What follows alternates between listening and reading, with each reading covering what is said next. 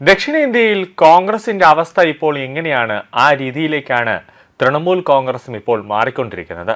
നരേന്ദ്രമോദി സർക്കാരിനെയൊക്കെ താഴെ ഇറക്കാനായിട്ട് ഇന്ത്യ സഖ്യം എന്ന ഒരു മുന്നണിയൊക്കെ രൂപീകരിച്ചുകൊണ്ട് എല്ലാ പ്രതിപക്ഷ പാർട്ടികളും ഒരുമിച്ച് നിന്നുവെങ്കിലും പശ്ചിമ ബംഗാളിൽ തൃണമൂൽ കോൺഗ്രസ് ഇനി ഇല്ല എന്നുള്ള ഒരു വാർത്തയാണ് പുറത്തേക്ക് വരുന്നത്. അതായത് തൃണമൂൽ കോൺഗ്രസ് പശ്ചിമ ബംഗാളിൽ തകർന്നിരിക്കുന്നു, അല്ലെങ്കിൽ സുവേന്ദു അധികാരി തൃണമൂൽ കോൺഗ്രസിനെ വേരോടെ പിഴുതുകൊണ്ട് ഇരിക്കുന്നു എന്നതാണ് അർത്ഥം. അതായത് ആ തൃണമൂൽ കോൺഗ്രസ് എന്ന ഒരു വൻ മരത്തെ സുവേന്ദു അധികാരി ഓരോ ദിവസവും അതിൻ്റെ ഓരോ ശിഖരങ്ങളായിട്ട് ഇങ്ങനെ വെട്ടി വെട്ടി മാറ്റപ്പെട്ടുകൊണ്ടിരിക്കുന്നു എന്ന വാർത്തയാണ് പുറത്തേക്ക് വരുന്നത്. കാരണം BJP ഒരു കാരണവശാലും പശ്ചിമ ബംഗാളിൽ വിജയിക്കാൻ പാടില്ല എന്നൊരു നീക്കമായിരുന്നു മമതയ്ക്കുണ്ടായിരുന്നത്. അതുകൊണ്ട് തന്നെ ഇലക്ഷൻ എങ്ങനെയെങ്കിലും അട്ടിമറിക്കുക, എല്ലാ കാലത്തും തെരഞ്ഞെടുപ്പ് സമയത്ത് അവിടെ വലിയ രീതിയിലുള്ള സംഘർഷങ്ങൾ നടക്കുന്നുണ്ടായിരുന്നു.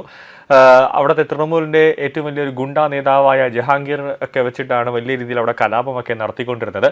അങ്ങനെ വലിയ രീതിയിലൊരു കലാപശ്രമം പശ്ചിമ ബംഗാളിൽ നടത്താനൊക്കെ ശ്രമിച്ചപ്പോഴാണ് തെരഞ്ഞെടുപ്പ് കമ്മീഷനും ആഭ്യന്തര മന്ത്രാലയവും കേന്ദ്ര സർക്കാരും എല്ലാവരും കൂടെ ഒന്നിച്ച് ഒരു ചർച്ച നടത്തി. ഇപ്രാവശ്യം പശ്ചിമ ബംഗാളിൽ സുതാര്യമായ രീതിയിൽ തെരഞ്ഞെടുപ്പ് നടക്കണം, ഒരു തരത്തിലുമുള്ള സംഘർഷം റിപ്പോർട്ട് ചെയ്യാൻ പാടില്ല എന്ന കർശനമായ ഒരു തീരുമാനത്തിലേക്ക് എത്തിയതിനു ശേഷമാണ് ഒരു 250ഓളം ഒരു 1000-ൽ പരം CRPF ടീമുകളെയും ഇന്ത്യൻ സൈന്യത്തിനെയും അങ്ങ് പശ്ചിമ ബംഗാളിലേക്ക് വിട്ടത്. ബാക്കി പിന്നെ പൂർണ്ണ നിയന്ത്രണം അവരുടെ കയ്യിലേക്കായിരുന്നു. അങ്ങനെ സുവേന്ദു അധികാരി എത്തി. BJP അവിടെ ആദ്യമായിട്ട് പശ്ചിമ ബംഗാളിൽ താമര വിരിച്ചു. സുവേന്ദു അധികാരി മുഖ്യമന്ത്രിയായിട്ട് വന്നു.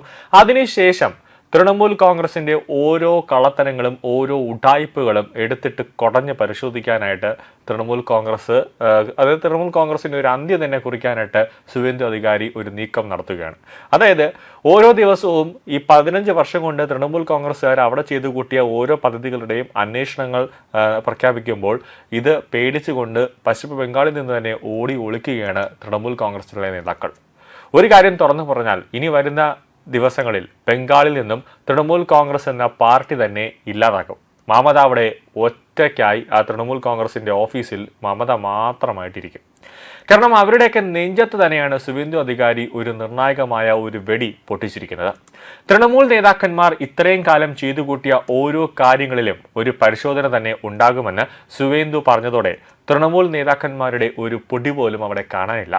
മമത വിളിച്ച യോഗത്തിലും തൃണമൂൽ നേതാക്കളുടെ ഒരു പൊടി പോലും അവിടെയില്ല. ആകെ അവിടെ 30-40 MLA-മാരാണ് തൃണമൂൽ കോൺഗ്രസിൽ നിന്നൊക്കെ ജയിച്ചത്. അതിൽ താഴെയാണ് ജയിച്ചത്. പക്ഷേ മമതാ ബാനർജി ഒരു യോഗം വിളിച്ചു ചേർത്തപ്പോൾ, ഒരു പാർട്ടിയുടെ ഒരു മീറ്റിംഗ് വിളിച്ചു ചേർത്തപ്പോൾ ആകെ ഒരു 10-15 പേര് മാത്രം, ഒരു MLA-മാരെ മാത്രമാണ് വന്നത്.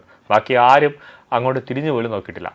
BJP സർക്കാരിനെ താഴെ ഇറക്കാൻ മമത കോൺഗ്രസ് ഒരു മീറ്റിംഗ് വിളിച്ചു. അതിൽ ആദ്യം അവിടുത്തെ CPM-നെയും അവിടുത്തെ കോൺഗ്രസ് നേതാക്കന്മാരെയൊക്കെ ചെന്ന് കണ്ടു. ഒരു മീറ്റിംഗ് വിളിക്കുന്നുണ്ട്, നമുക്ക് എല്ലാവരും കൂടെ ഒന്നിച്ച് ചേർന്നുകൊണ്ട് BJP-യെ താഴെ ഇറക്കാമെന്ന് പറഞ്ഞപ്പോൾ അവർ മമതയെ ഓട്ടിച്ചു വിടുന്ന കാഴ്ചയാണ് നമ്മൾ പിന്നെ കണ്ടത്.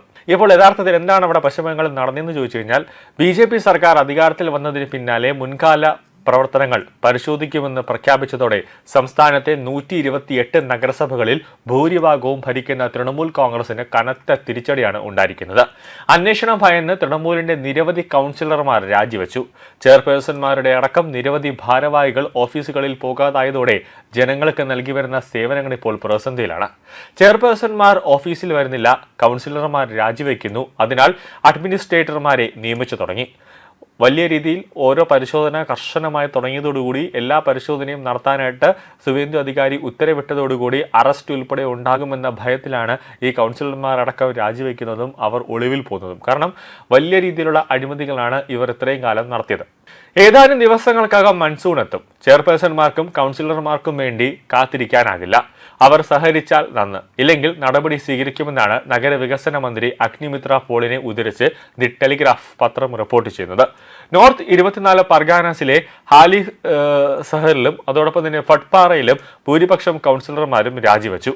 ഹാലി സഹറിൽ 23-ൽ 16 കൗൺസിലർമാരാണ് വ്യാഴാഴ്ച രാജിവെച്ചത്. ബട്ട്പാറ നഗരസഭയിൽ ചെയർമാൻ രേബാ സഹ ഉൾപ്പെടെ 35-ൽ 30 കൗൺസിലർമാർ വെള്ളിയാഴ്ച രാജി സമർപ്പിച്ചു. ഇതോടെ ഇവിടെയും അഡ്മിനിസ്ട്രേറ്റർ ഭരണം വന്നേക്കും. ദുർഗാപൂരിലും ഹൗറയിലും സർക്കാർ നേരത്തെ അഡ്മിനിസ്ട്രേറ്റർമാരെ നിയമിച്ചിരുന്നു. കൂടുതൽ നഗരസഭകളിൽ ഉടൻ അഡ്മിനിസ്ട്രേറ്റർമാരെ നിയമിക്കുമെന്നാണ് സൂചന. ഇപ്പോൾ അവിടെ മഴക്കാലം വരാനായിട്ട് പോവുകയാണ്. അപ്പോൾ വലിയ രീതിയിൽ പശ്ചിമ ബംഗാളിലെ നഗരസഭ ചെയ്യേണ്ട പലതരത്തിലുമുള്ള പ്രവർത്തനങ്ങളുണ്ട്. ശുചിത്വം ഉൾപ്പെടെയുള്ള പ്രവർത്തനങ്ങൾ, കൂടാതെ മഴക്കാലം വരുന്നു, അതിനെ മുൻനിർത്തിയുള്ള ശുചീകരണ പ്രവർത്തനങ്ങൾ അവിടെ നടത്തേണ്ടതുണ്ട്. അതൊന്നും തന്നെ ഇത്ര വർഷം കാലമായിട്ട് അവിടെ നടക്കുന്നില്ല. ആകെ മമതയുടെ കാലത്ത് മഴ സമയത്ത് അവിടെ ഒരു കടലപ്പായസം പോലെയായിരുന്നു പശ്ചിമ ബംഗാളിലെ ഓരോ പ്രധാന റോഡുകളും വീതികളും കടകളുടെ മുന്നിലൊക്കെ ഉണ്ടായിരുന്നത്. അപ്പോൾ അതിനെയൊക്കെ ഒന്ന് മൊത്തത്തിലൊന്ന് നവീകരിക്കാൻ, അല്ലെങ്കിൽ അതിനേക്ക് മൊത്തത്തിലൊന്ന് ഉടച്ചു വാർക്കാനായിട്ടാണ് മുൻകാല റിപ്പോർട്ടുകളൊക്കെ ചോദിച്ചുകൊണ്ട് മുഖ്യമന്ത്രിയുടെ ഓഫീസിൽ നിന്നൊരു ഉത്തരവ് പോയത്.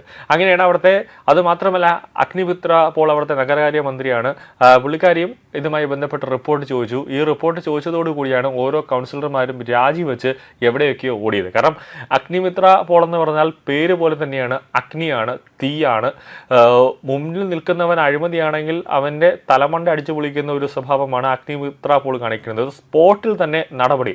അതിന് ഏത് കൊമ്പൻ്റെ ആളായിരുന്നാലും ശരി തന്നെ, എവിടെയൊക്കെ പിടിപാടുണ്ടെന്ന് പറഞ്ഞാലും ശരി തന്നെ, മുന്നിൽ അഴിമതി ഉണ്ടെങ്കിൽ തൂക്കിയെടുത്ത് അകത്തിടാനുള്ള ഓർഡർ സ്പോട്ടിൽ തന്നെ അഗ്നിമിത്ര പോൾ നൽകും. അത് ഈ 2 മാസത്തിനുള്ളിൽ തന്നെ തൃണമൂലിലെ നേതാക്കൾക്കും അതോടൊപ്പം തന്നെ അവിടുത്തെ സർക്കാർ ജീവനക്കാർക്കും കാര്യം മനസ്സിലായിട്ടുണ്ടാകും. അതുകൊണ്ട് തന്നെയാണ് അഗ്നിമിത്ര പോൾ തന്നെ ഇതിനുമായി ബന്ധപ്പെട്ട റിപ്പോർട്ട് ചോദിച്ചുകൊണ്ട് രംഗത്തേക്ക് ഇറങ്ങിയതോടുകൂടിയാണ് ഓരോ കൗൺസിലർമാരും ഇപ്പോൾ രാജിക്കത്തിൻ്റെ ഒരു ഘോഷയാത്ര തന്നെ ഇപ്പോൾ കൊടുത്തുകൊണ്ടിരിക്കുന്നത്. എന്തായാലും വരും ദിവസങ്ങളിൽ നഗരസഭ മുഴുവനും അഡ്മിനിസ്ട്രേറ്റർമാരുടെ ഒരു ഭരണത്തിലേക്ക് പോകുമെന്ന കാര്യത്തിൽ യാതൊരു സംശയവുമില്ല. അല്ലെങ്കിൽ അവിടെ ഈ മൊത്തത്തിൽ കൗൺസിലർമാരെയൊക്കെ പിരിച്ചുവിട്ടുകൊണ്ട് വീണ്ടും ഒരു നഗരസഭ തെരഞ്ഞെടുപ്പ് നടക്കാനുള്ള, ഒരു തദ്ദേശ തെരഞ്ഞെടുപ്പ് നടക്കാനുള്ള ഒരു നീക്കത്തിലേക്ക് കാര്യങ്ങൾ പോകും.